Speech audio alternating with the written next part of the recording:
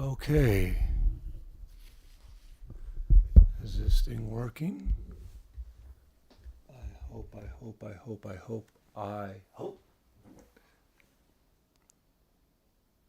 Hello? Yes, it seems to be working fine. How are y'all doing today? There we go. hmm. Let me check.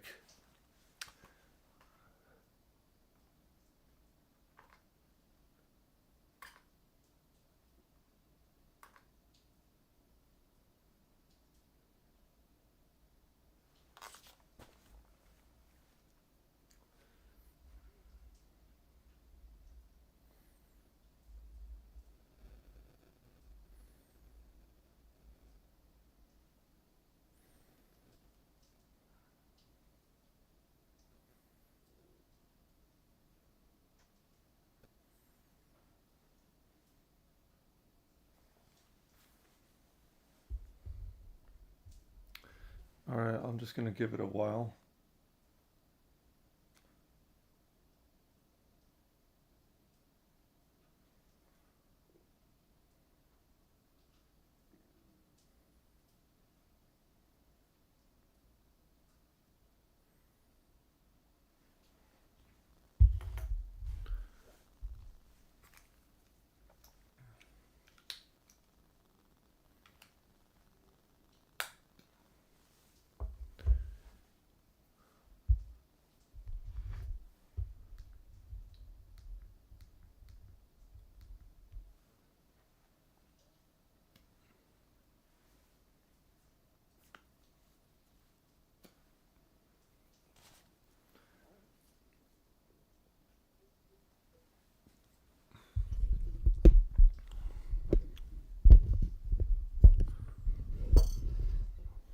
Okay, guys.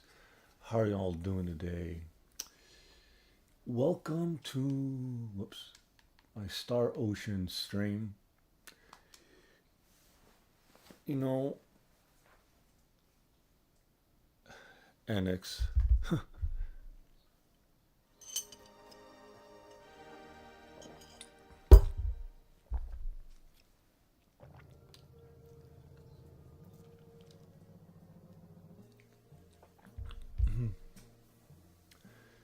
Wow, look at that.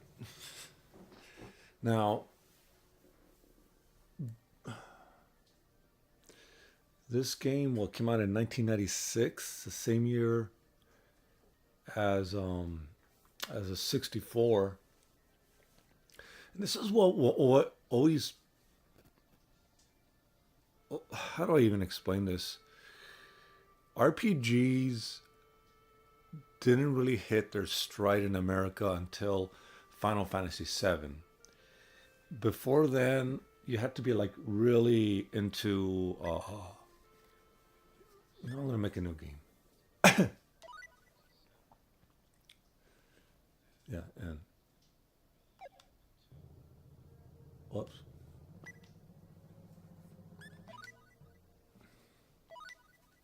So RPGs didn't really hit their stride.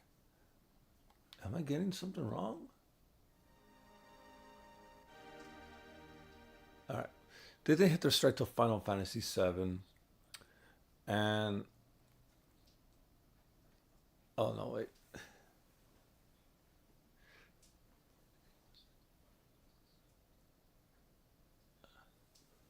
I'll be a little more concise right now. Let me just.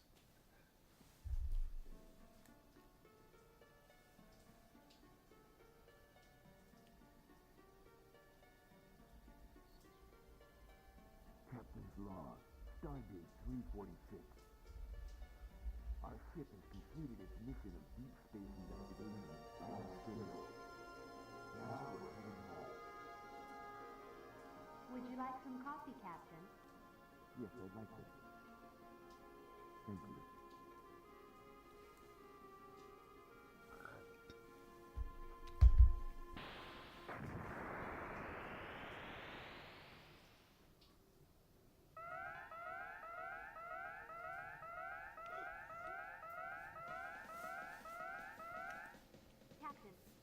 We've just picked up a huge amount of unidentified energy. Where?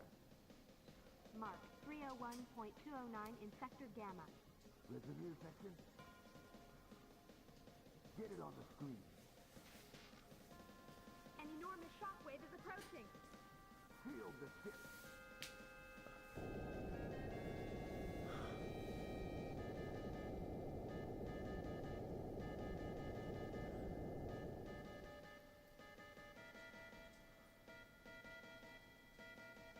What the hell?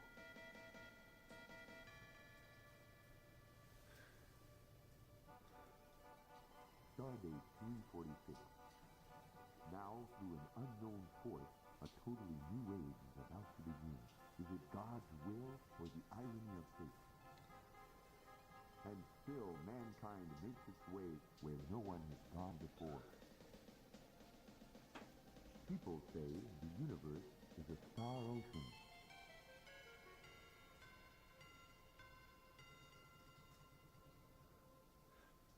Okay, I'm just impressed with how they try to present the story.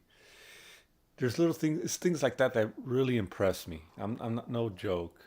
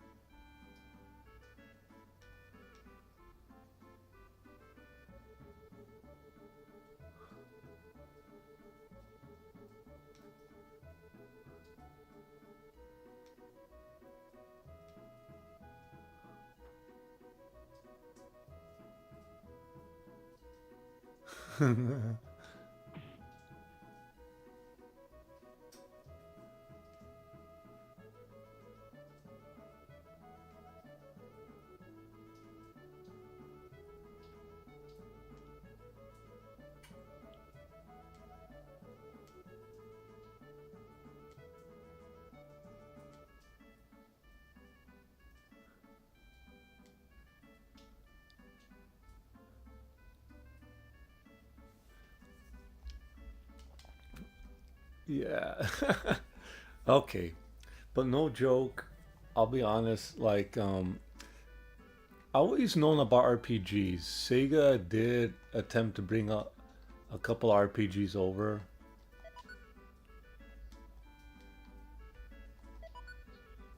And like of course the Fantasy Star and Master System they also brought over Miracle Warriors, Sword of Vermilion, um, you know, Shining in Darkness, Shining Force. So Sega was doing that, and although Nintendo didn't have their own RPG series, they did. Square did bring a couple of RPGs over, but nothing was sticking. Nothing was hitting. Uh, I guess Sega drew in an older audience at the time, so there was like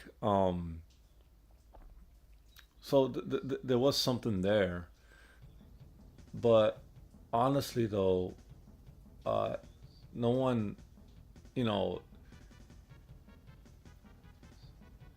most gamers at the time they were on the younger side, and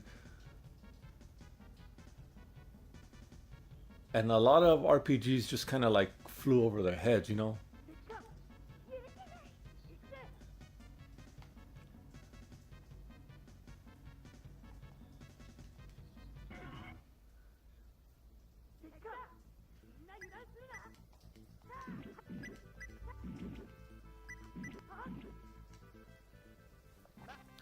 You know, it just seemed too complex. Anyone that was into D&D might have gravitated towards an RPG just because you know, similar mechanics and whatnot.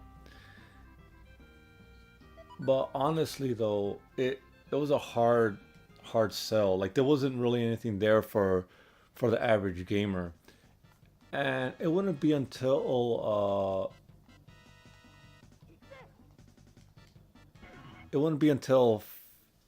Final Fantasy VII, with its CG cutscenes and orchestral music and all that, that there was finally a something that actually drew people in.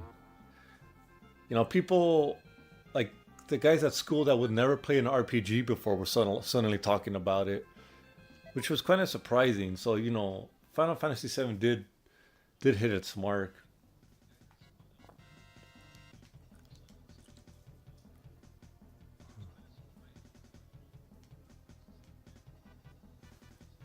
Uh, so, and that's cool though. Like that's cool, but because of like this ignorance, this like I don't want to, just because how RPGs were, a lot of stuff didn't make it over. Especially this game right here. It is, it had two things going against it. One, it was a late Super Nintendo release or Super Famicom release. No joke. This was released the same year as Nintendo 64 in the US. Uh,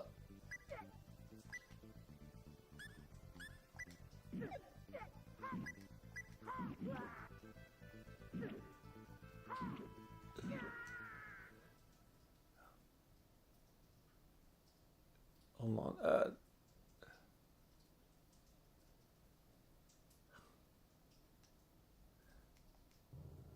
Yeah, I should have been paying attention. No, wait. No.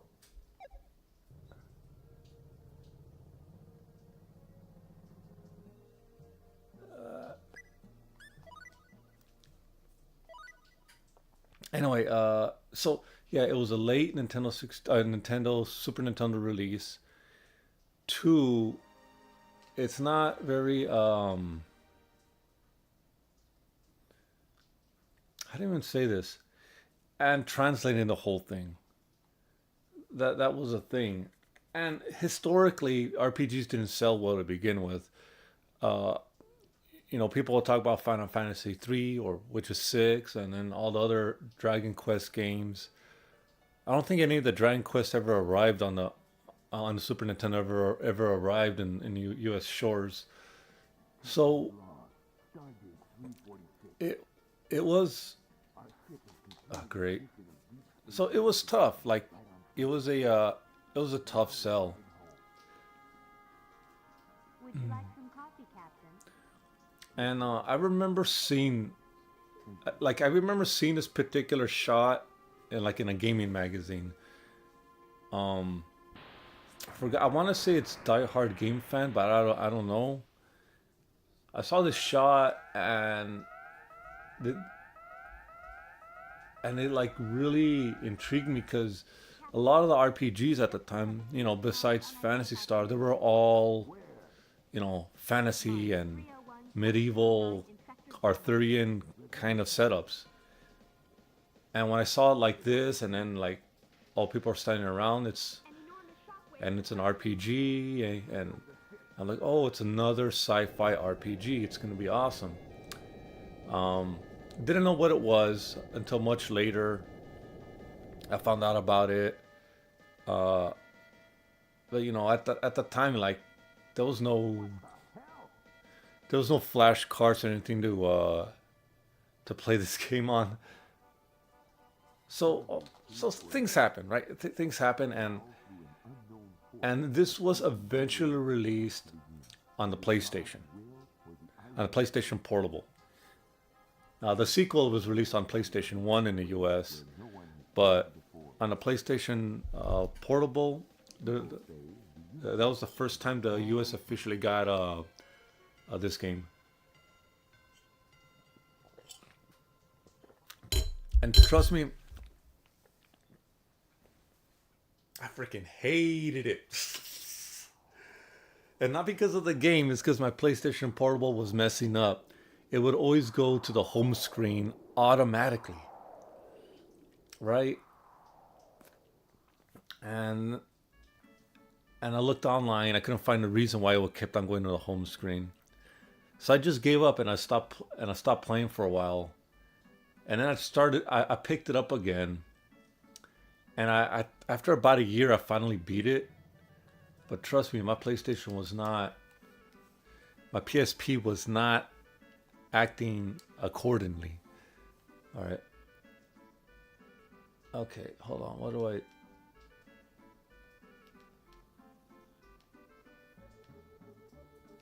gotta remember the buttons.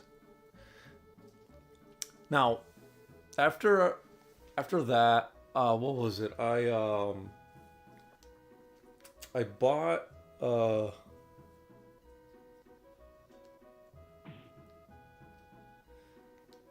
where did I get this? I think I got this on eBay for like 40 something dollars. And the reason why is because at the time, I saw game facts for this game, and it was basically giving you a step-by-step procedure on where to go and what to do, because nothing was translated yet, right? And uh, just by reading what the Super Nintendo one went through. Hold on.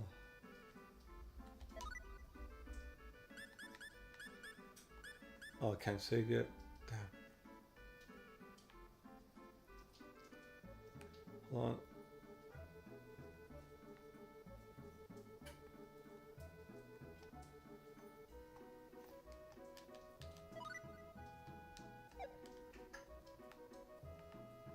And they just.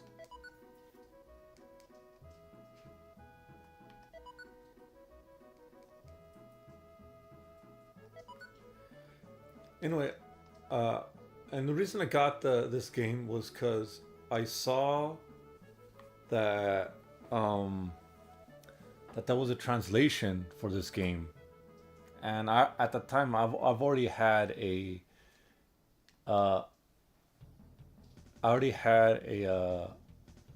cart dumper, and I was like, okay, well, I'm gonna do this. I bought the game. I dumped the ROM,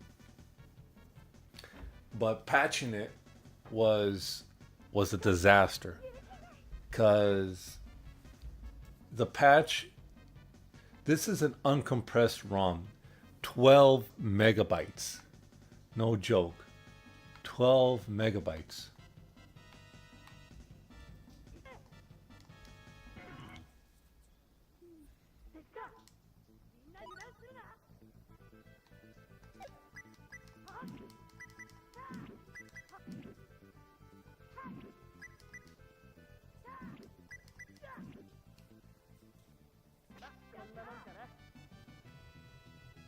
So, so yeah, it's 12 megabytes, like nothing. But, but, what I had to do was find I forgot what chip it used. Yeah, it's the same compression chip that Alpha 2 uses.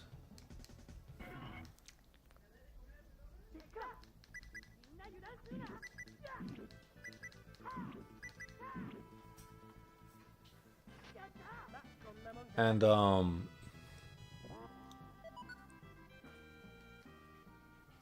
and it just decompresses the ROM as it, decompresses the data as needed. But but when they made the patch, I guess they made the patch for an unlike compressed version. So I didn't know this. I had to first decompress the ROM, and it went from like 4 megabytes to 12 megabytes. I hope I'm getting this right. and then I had to patch it. And trust me, that was not easy because I kept on failing and it wouldn't load. I was like, damn, I'm all this stuff. Eventually, I managed to pull it off, and then I started playing. And then I stopped playing because, you know, Street Fighter 6 came out, and I started playing that. I was actually playing Street Fighter 6 earlier. Mai came out. Yeah, she plays beautifully, and she looks good too. They even included her City of the Wolves costume as a bonus.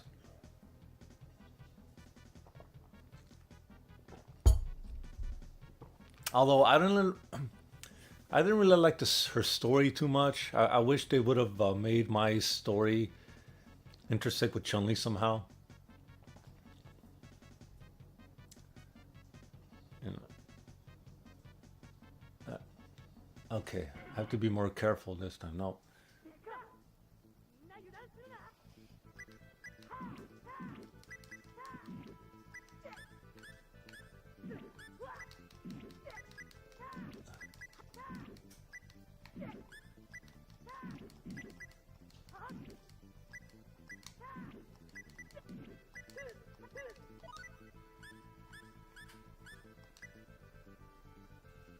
Oh.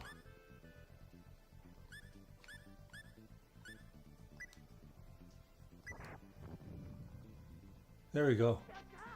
That got rid of him. And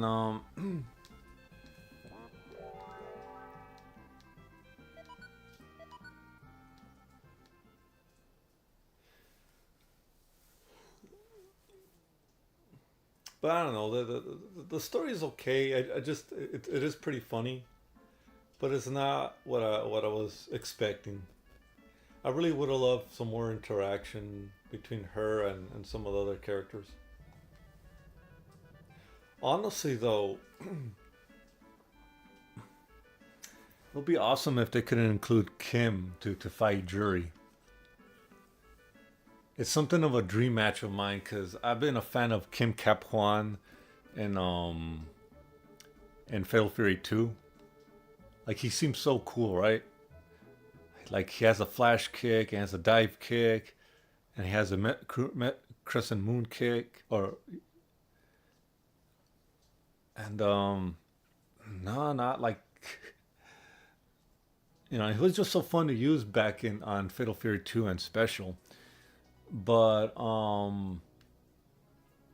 don't know. In part 3, they took him out, and I was really disappointed in that. I should have mentioned that in my Fatal Fury 3 review, that they removed Kim Kap-Hwan, and it's like, damn, it sucks. Like he's a badass character, and they took him out. They put him back in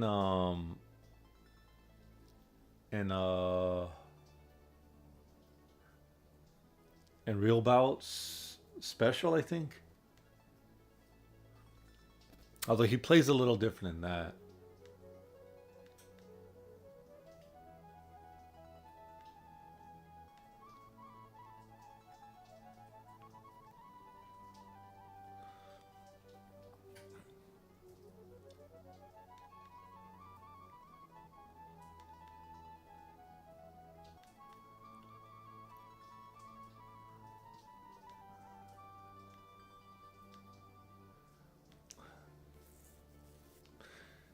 Now, when we get to it, I'm probably gonna complain.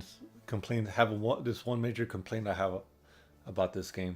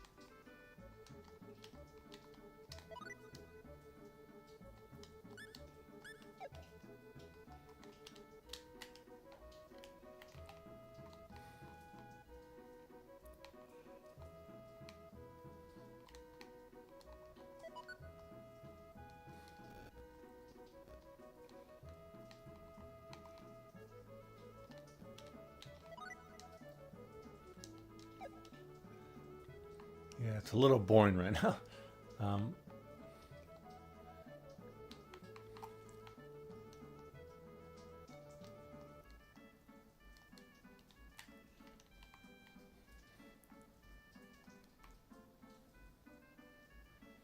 See, that's cool.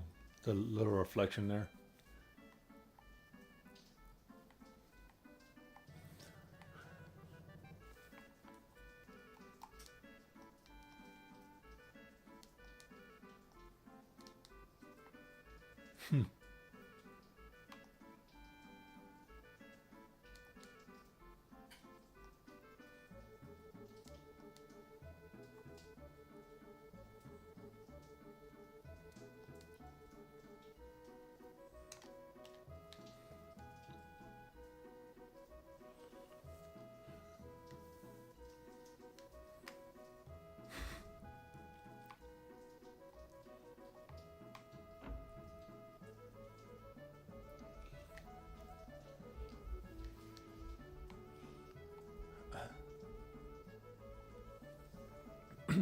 Now this is the part that would usually freeze up when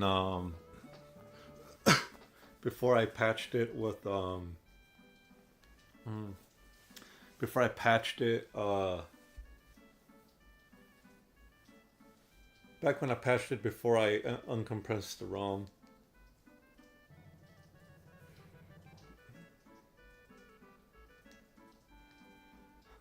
What what I think.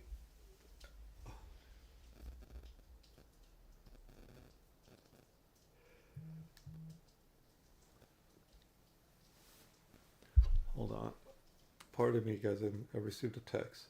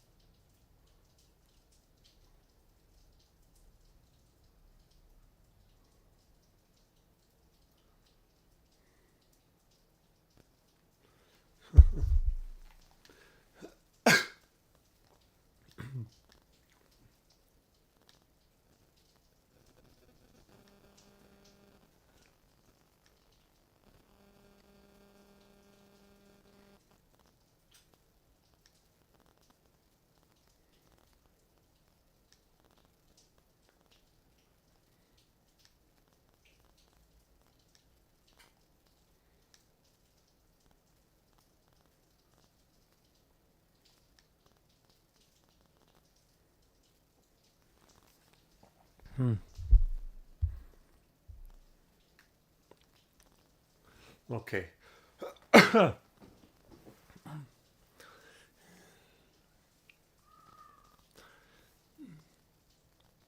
When it comes to RPGs, I gotta say that they really tried the hardest. Well, NX really tried the hardest um, in this one, trying to be different from what Final Fantasy and what their previous Dragon Quest games were doing. Like this one, you got like voice acting. You know, you got more dialogue between NPCs and your main party members. They added some special effects, and the combat system is also different. You know, it's the combat system is much more dynamic than what was done before, and that's something that's pretty cool.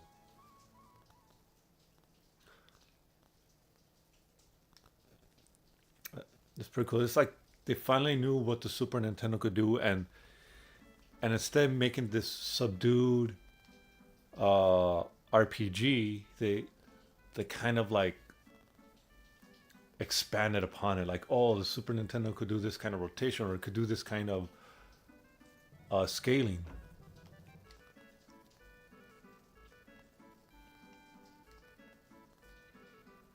You know, there's, you even saw right now that there's reflections. You know, your character gets reflect. You see that? There's reflections on the in the water.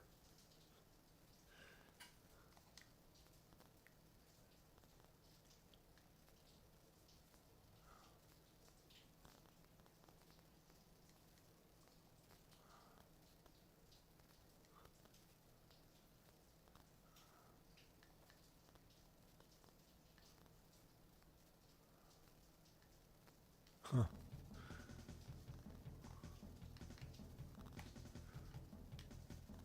All right.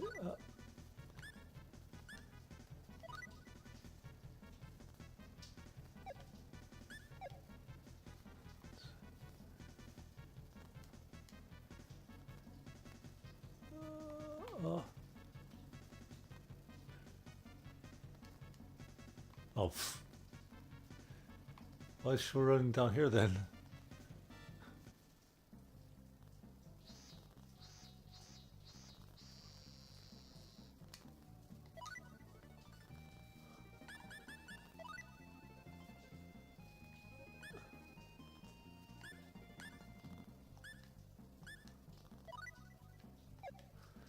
Uh,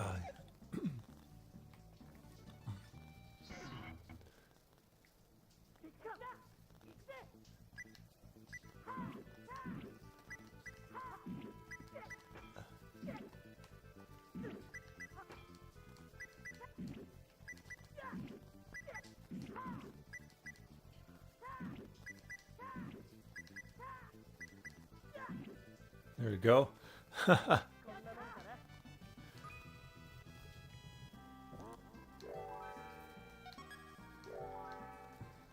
Neat.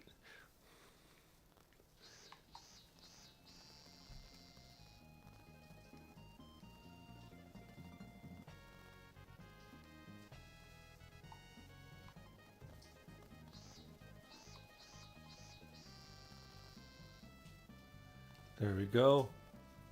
Wait, what does this say? Starship crash site.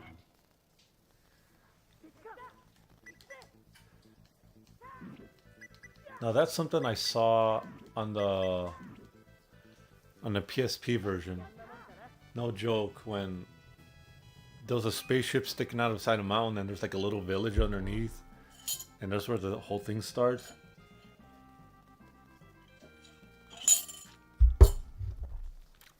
Man. See? Like, what's in there, you know? How long had this thing been there?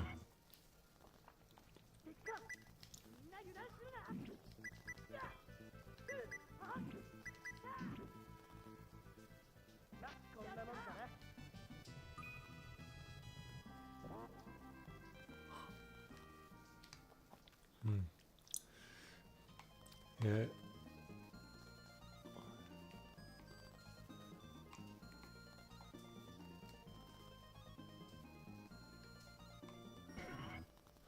Oh.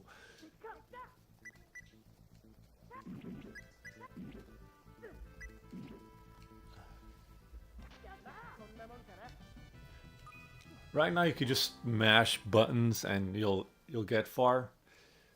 But at some point, no joke, you can't mash buttons anymore. You got to see what exactly you're doing.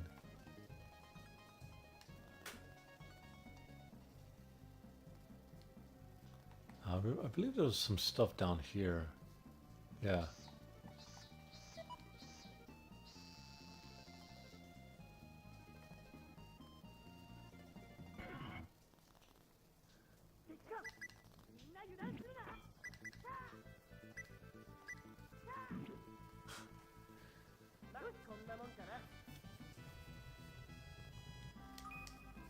Now, what I don't get is why. See,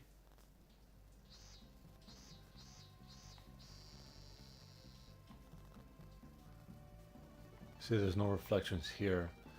I'm guessing it has to do with the fact that there's a transparency effect moving along the background. You see, you notice how the clouds are casting shadows over the whole screen. I'm guessing that's why.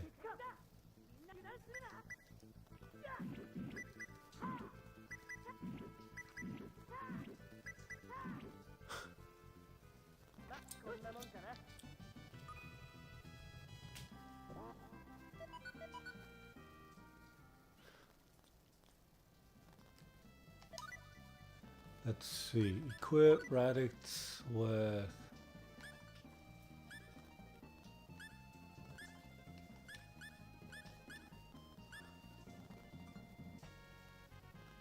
All right.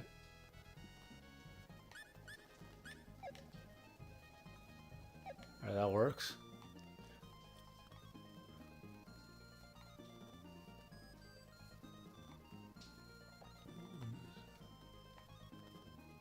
Hold on.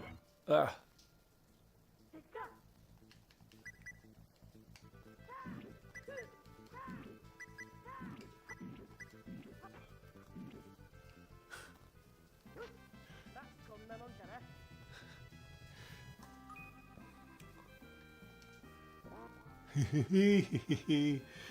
Beautiful, simply beautiful. Ugh. I think after this game I don't know. I'm debating whether or not I should stream the first Fantasy Star.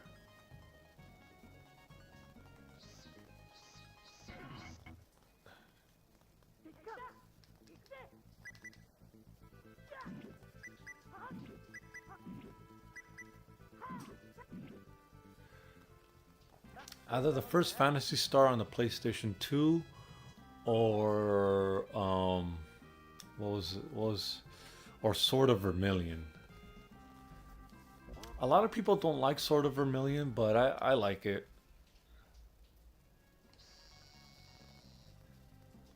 There you go. Found it.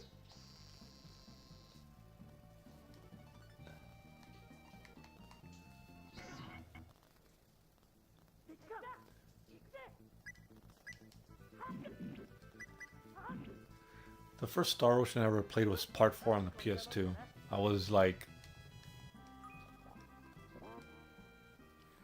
looking for a sci-fi RPG, and that was the only one that I saw. And I was like, okay, I'm gonna get this. It was the greatest hits edition for like $20. I gotta tell you this, guys.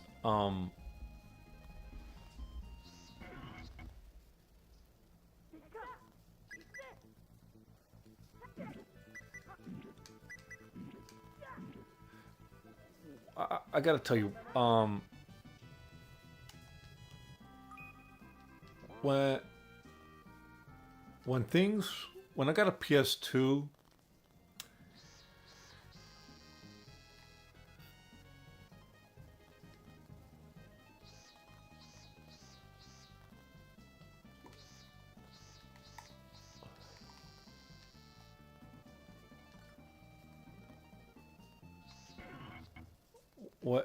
when I got a PlayStation, right? We're talking about my teens, my preteens to teens. I did not get a lot of money. I would have an odd job here and there, but nothing solid. And every once in a while, I might get like an allowance. You know, it's a very minor thing. And I'm going up a mountain. Oh no, there it is.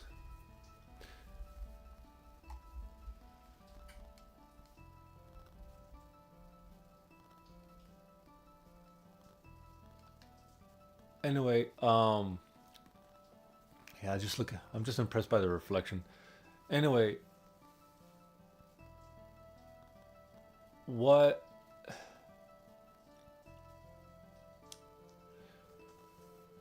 what the PlayStation allowed me to experience was games on a cheap. Half of my games on that thing um, were greatest hits games that only cost $20,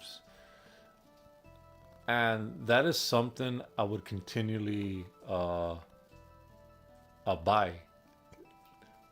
for the sole reason that they were the most affordable. I would always be like a couple of months behind on in games because of it, but I found that okay because I got to play Tekken 3 for $20.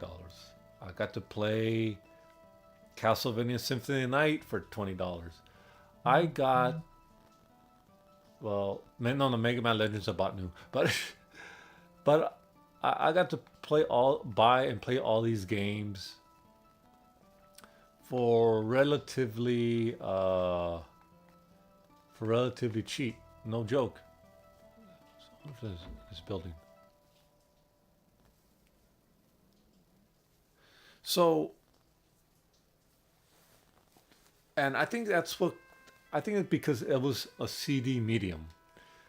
You know, CDs only cost like what, 10 cents to produce, as opposed to the $10 that was on a Nintendo 64 cartridge.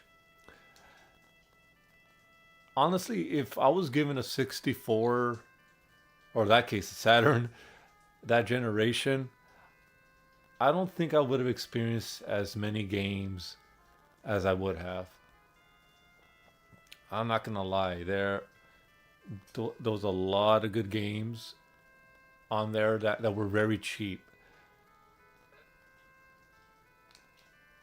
And Sony basically kind of continued this tradition of offering older titles on the cheap because it wasn't going to cost them much of anything if the title's already out there and they're like $20 a piece. And and then Microsoft did it with their with the first Xbox, where they had the platinum hits, and I got a couple of games in platinum hits. Was it Unreal Tournament, Unreal Championship,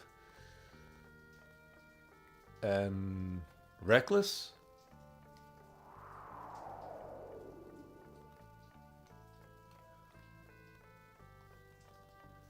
So it's like I can't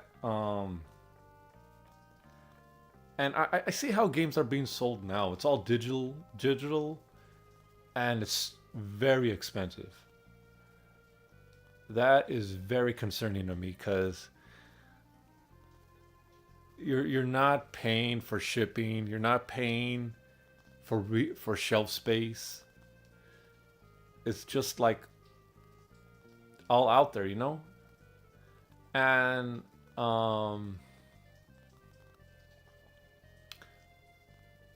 I don't know. I would be more happy with the current gaming market if things were sold like for example, I'm just gonna look up for a second. I'm gonna look something up for a second. We're gonna go to Amazon.com. One of the most modern titles that I like was Armored Core 6, and I bought that game new. Okay, never mind.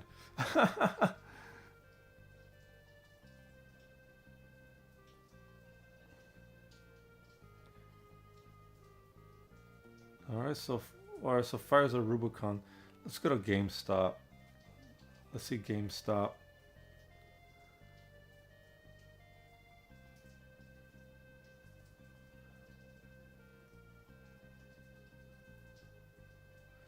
Really?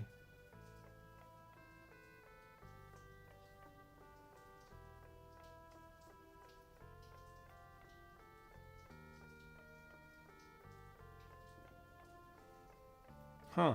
No, wait, that's a pre-owned. A new copy. Alright, so here we go. A digital version of Armored Core 6 is still $59.99. Can you believe that?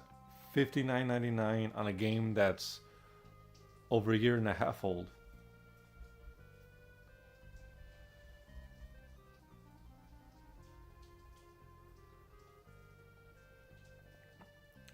And Amazon selling it for half the price physical. But still, just think about that. Very soon, we're gonna get into a situation where we will be at the mercy of of uh, of these publishers, you know, markups. Like we how are we going to be able to afford, you know, a decent library of games if they could keep things at you know 70, 80, or $100 a game?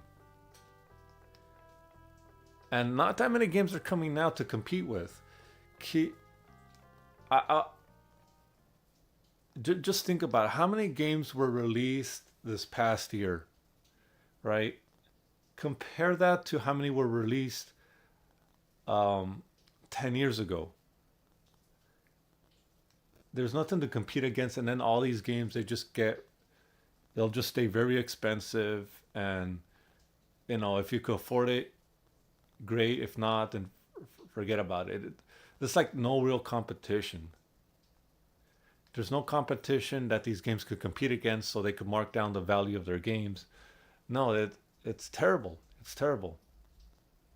And people say Game Pass. Well, the thing with Game Pass is that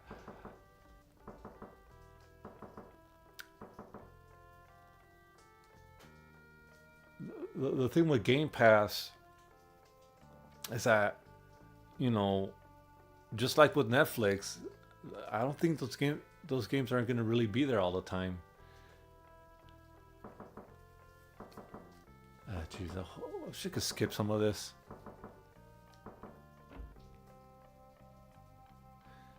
When I Game Pass, huh? I'll tell you, I was enthused when Xbox Live Arcade was hitting its stride, cause there was a bunch of games I had access to right off the bat. Right? I was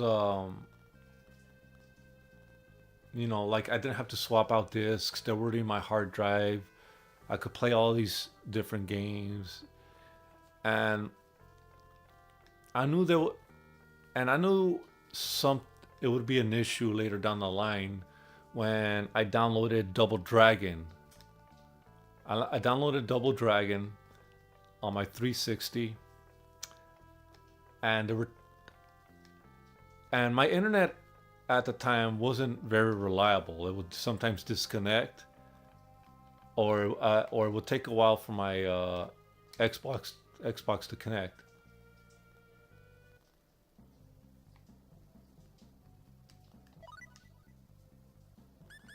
Yeah, I should probably save this.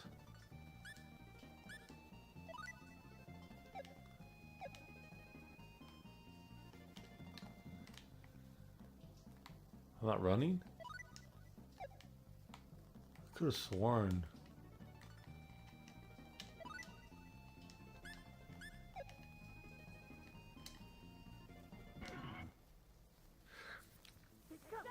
Anyway, there was just times when it would not connect, right? And because of that, I wouldn't be able to play Double Dragon. Now that was the only game that I had issue with, and it was I would be able to start playing the game once I connected to the internet, and I was like, yeah, this is not a very good situation. Like I'm thinking, I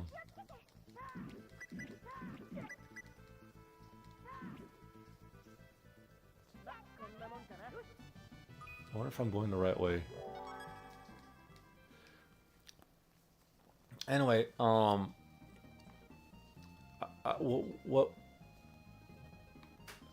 I noticed that was that's an issue,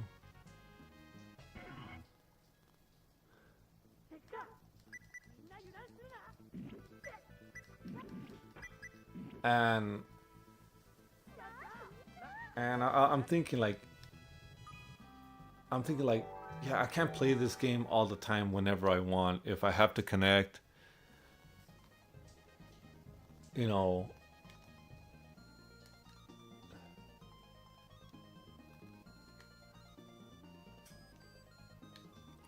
I have to connect to the internet, and that just give me pause, right? Now,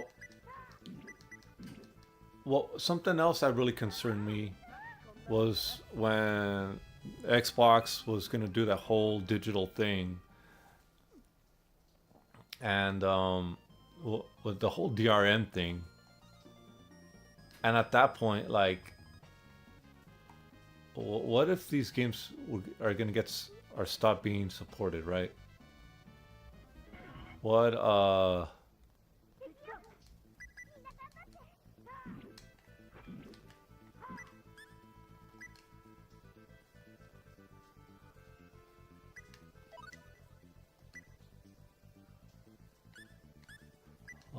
it's gonna.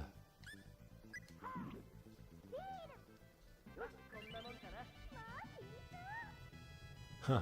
I just wanted to see how that looks like. So, I'm thinking like I'm not gonna be able to own any games like it if that's the case, right?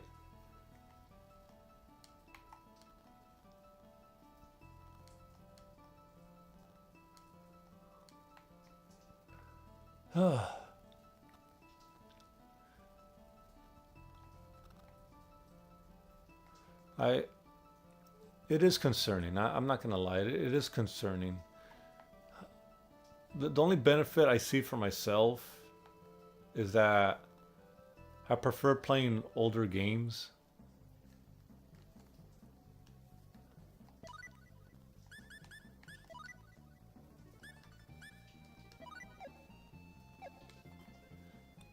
So I'm okay with that. But, you know, I don't know how things would turn out.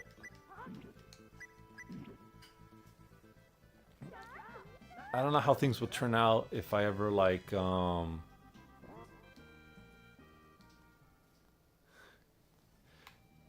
I don't know how things would turn out if they start removing games from a list, or you'd have the inability to download them. I have a lot of downloadable games on my 360, and just thinking about the inability to re-download them again. Oh God, how many hundreds of dollars did I spend on that stuff?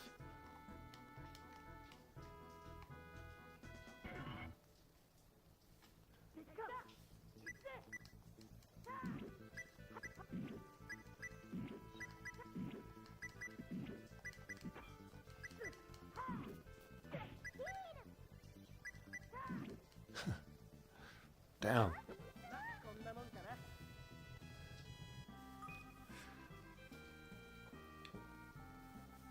Oh man. Oh.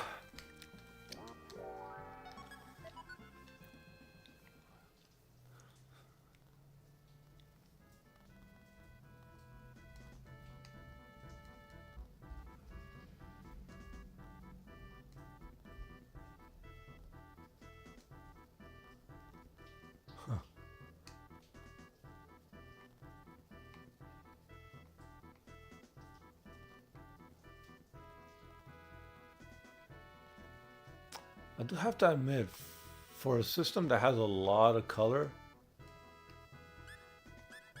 that's one thing.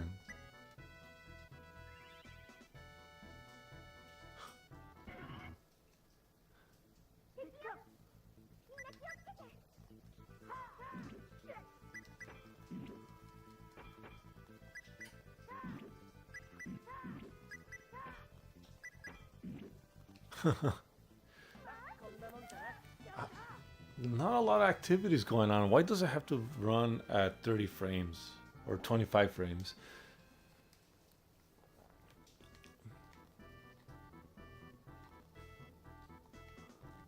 Huh.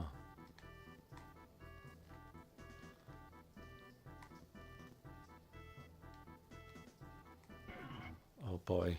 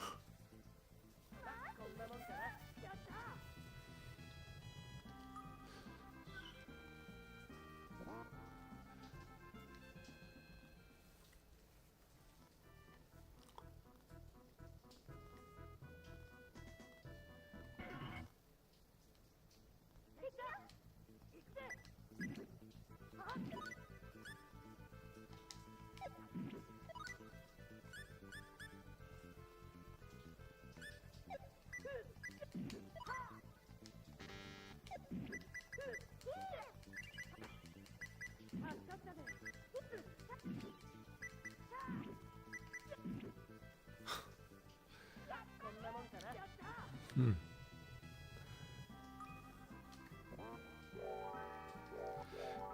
I'll be honest, guys. Seeing two people watch me right now makes me happy.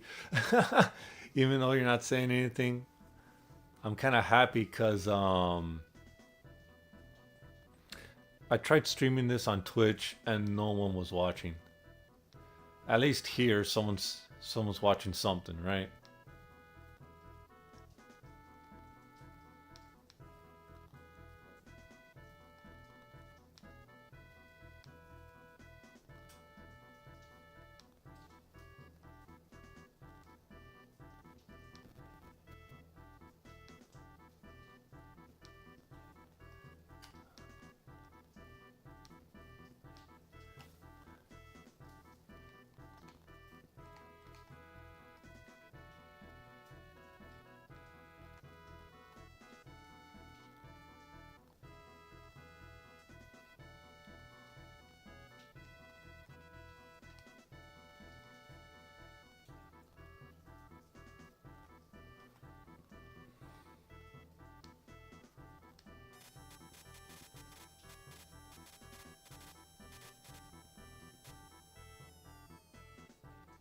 Now they could have used a better sound effect for that.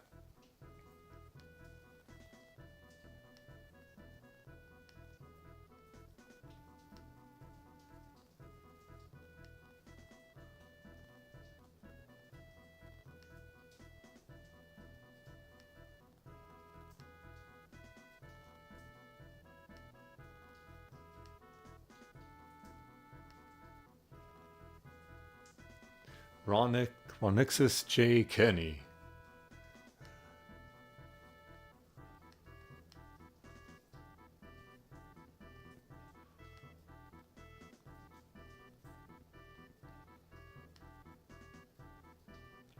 Iria Silverstone. I'm gonna just say Silverstone.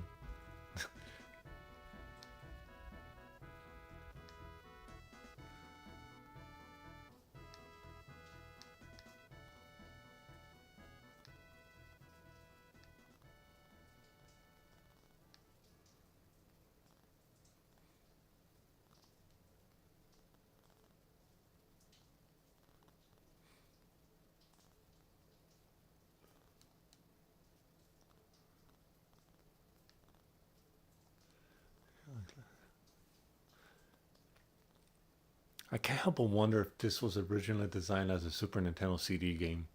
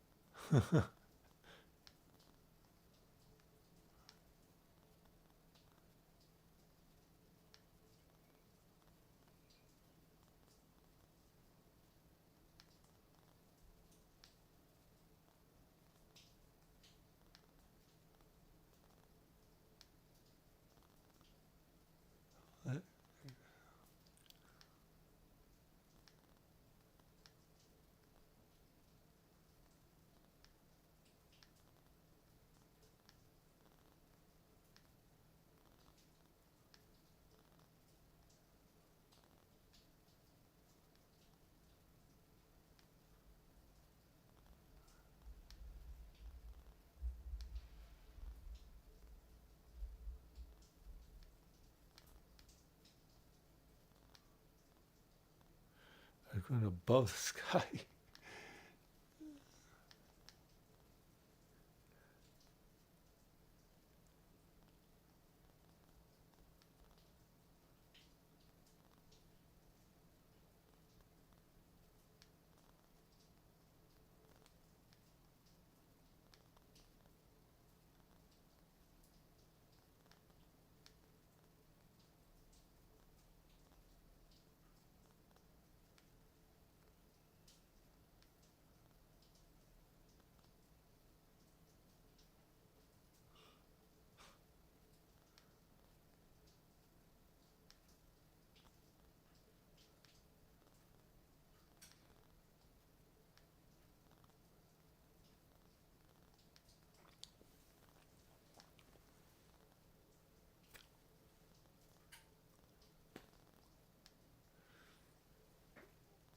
That is a kind of a sacrifice, you know.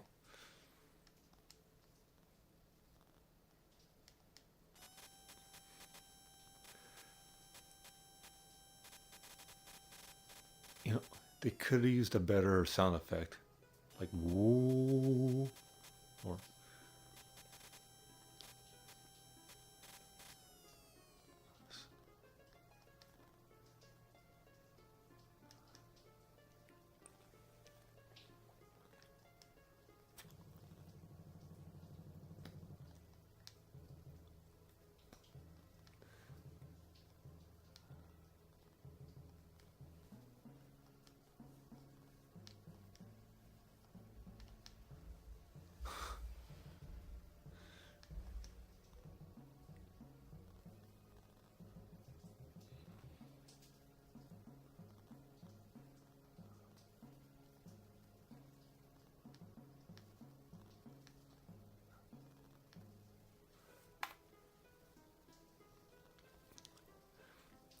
now when I first played this on PSP, I was so excited. Oh, awesome! The actual sci-fi part's gonna start.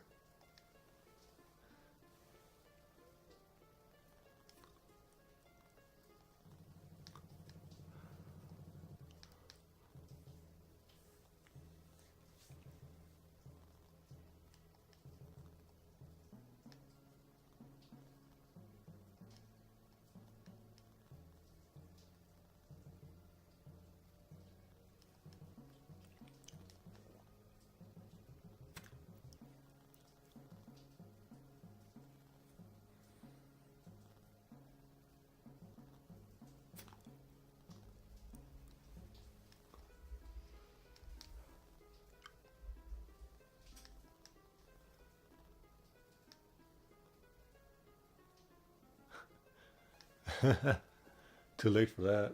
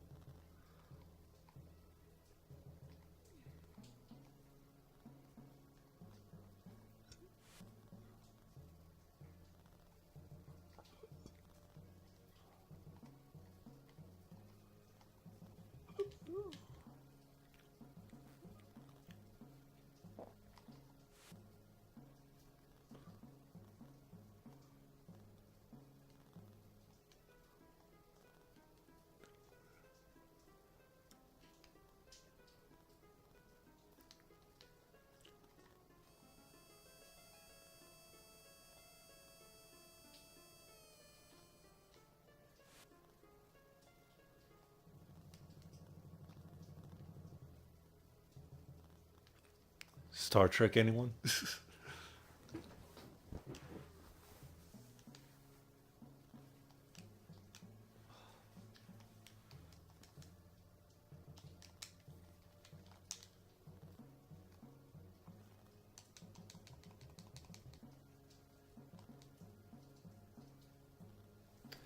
Hi, great guys.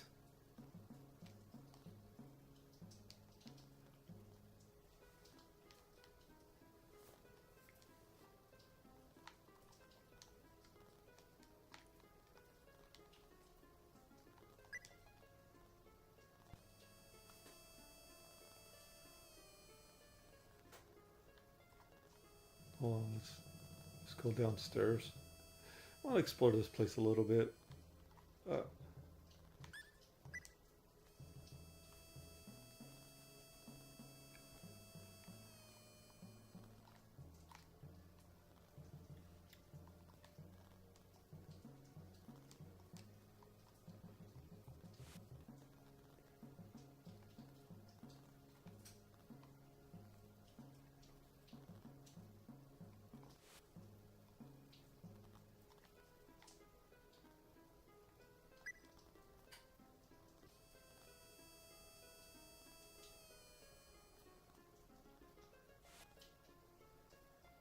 What's this holodeck? Uh,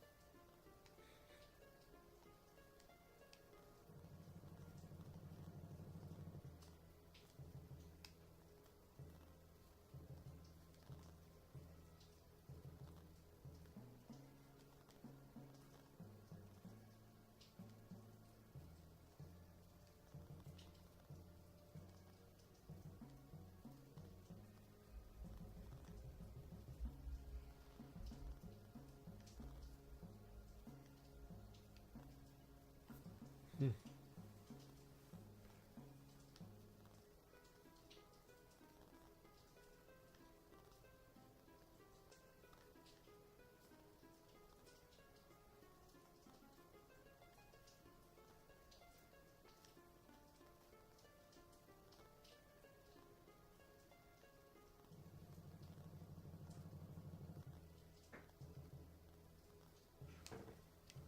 Ooh.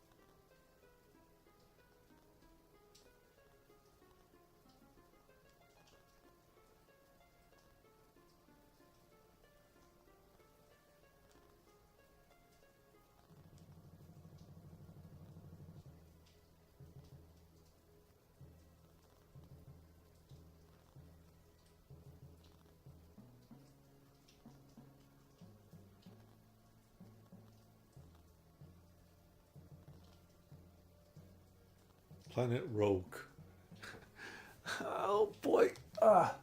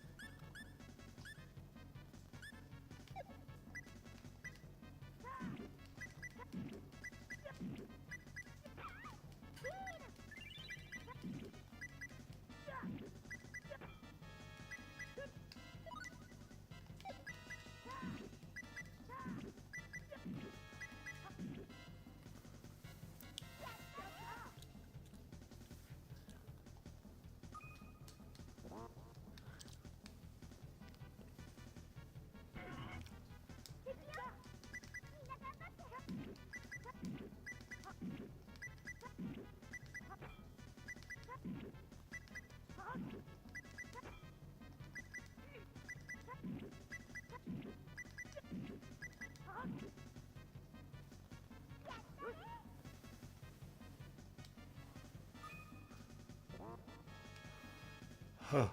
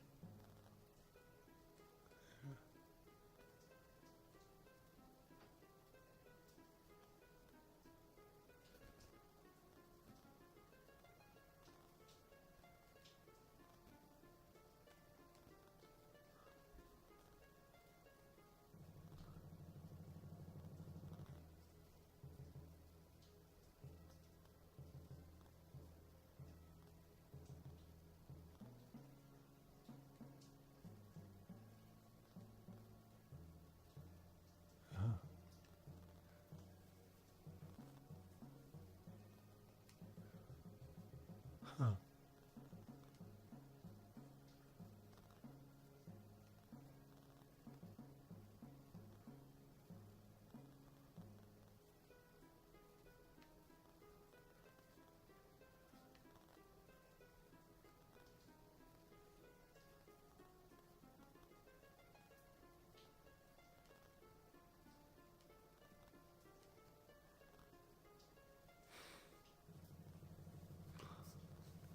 Oh boy. It's going crazy.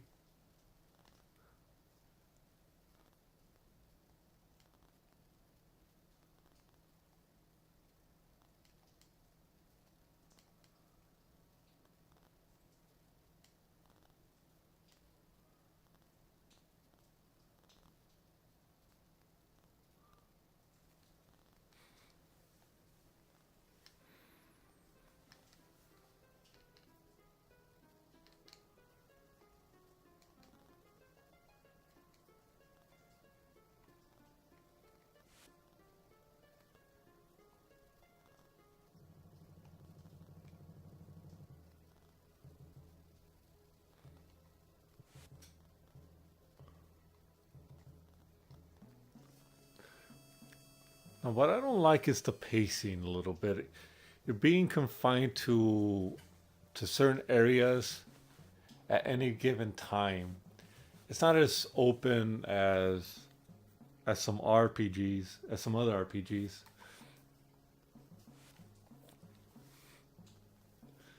Like, why am I still stuck on the ship? Why not out yet?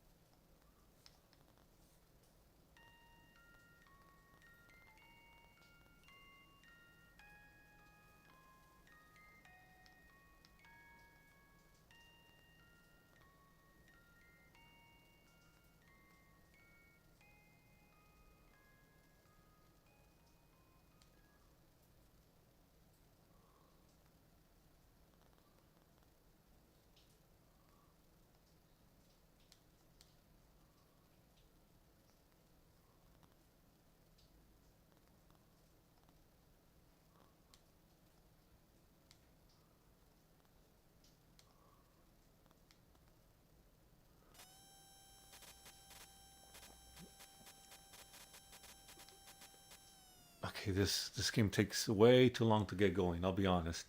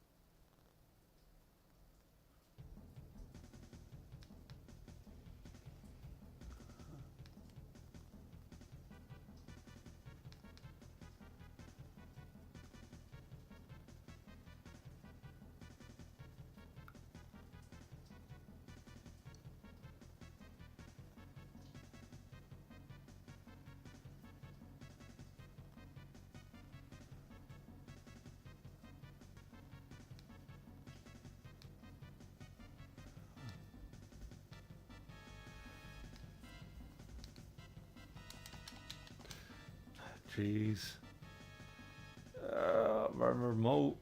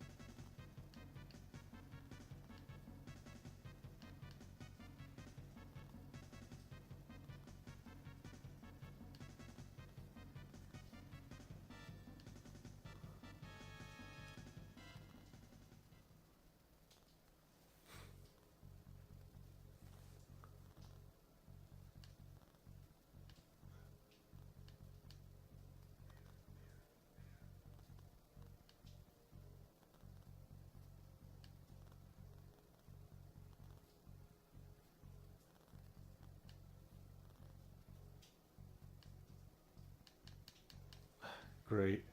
Okay, excuse me, guys. I gotta get another control.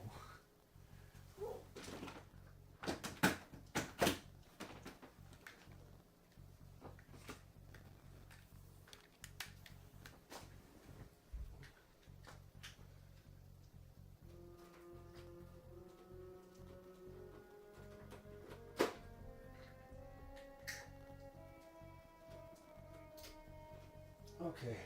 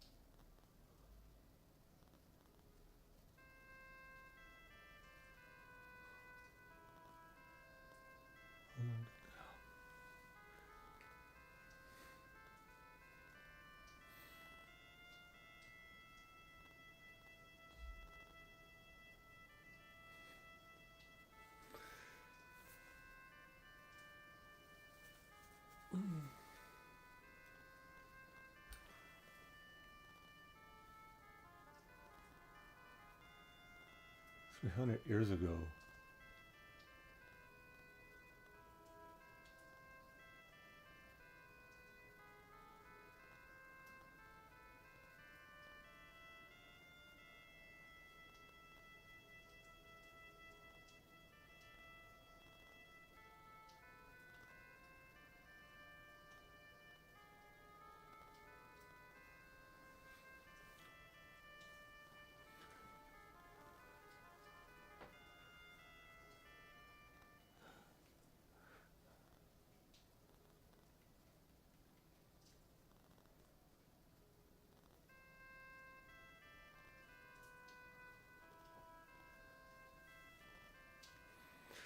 Oh yeah, a little time traveling, because why not?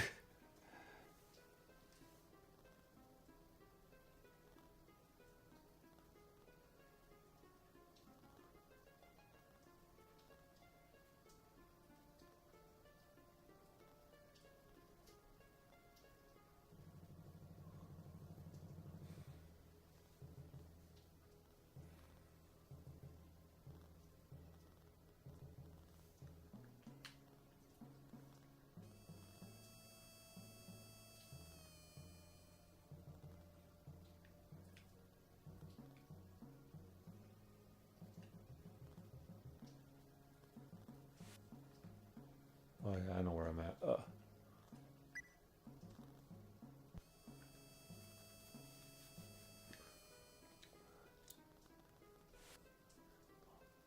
That's a holodeck.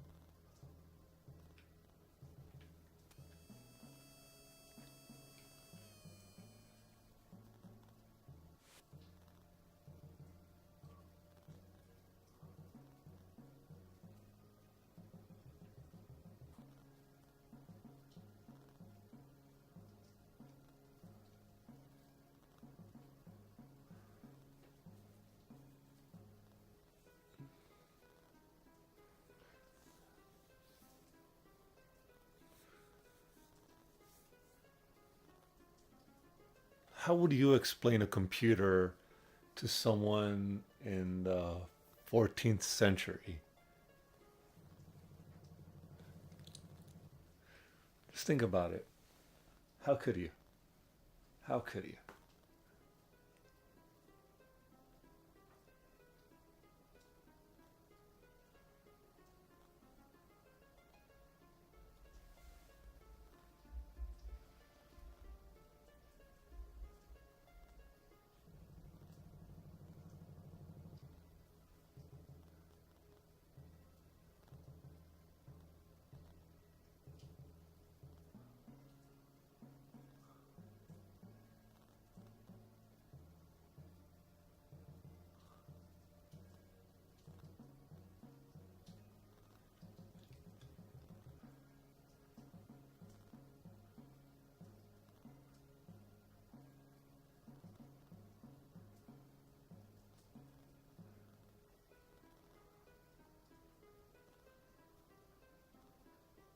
What is there?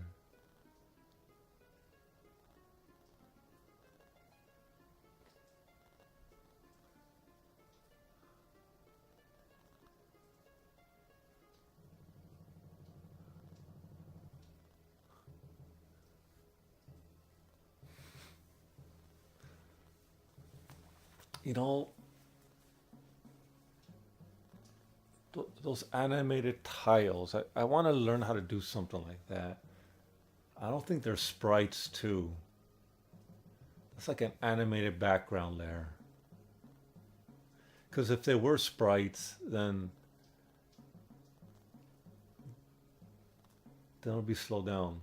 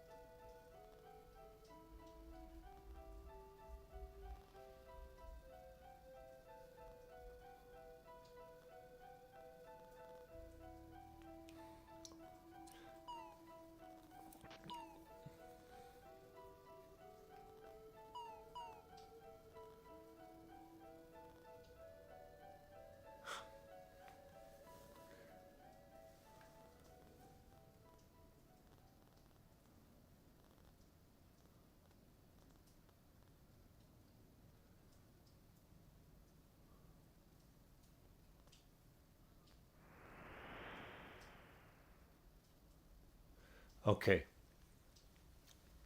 Now, I'll be honest.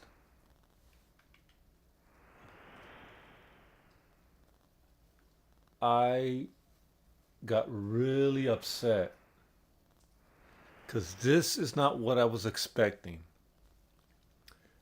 I mind you, I already played this on the PSP, and I think it was pretty good. With that said, I was extremely upset that this game turned into a fantasy RPG at this point. And I was like, it's called Star Ocean. What about traveling to different planets, moons, star systems, using advanced technology to fight, you know, aliens and other advanced civilizations.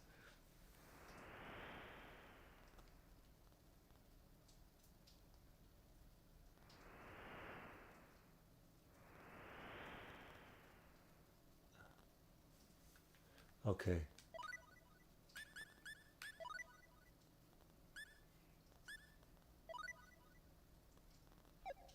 Okay, I'm gonna go ahead. I'm ending the stream here, guys. It's a great game. Um, I can see a lot of work went into this, and the fact that we didn't get it, the fact that we did not receive this game in the States, it's a little disheartening. I'll be honest. It's like it's a good game. It should have gotten an American release, but it didn't. We eventually got the second one on the PlayStation 1. But yeah, it is what it is. Anyway, guys, please take care. Have a good one. I'm gonna be getting some breakfast now. So, late. Take care.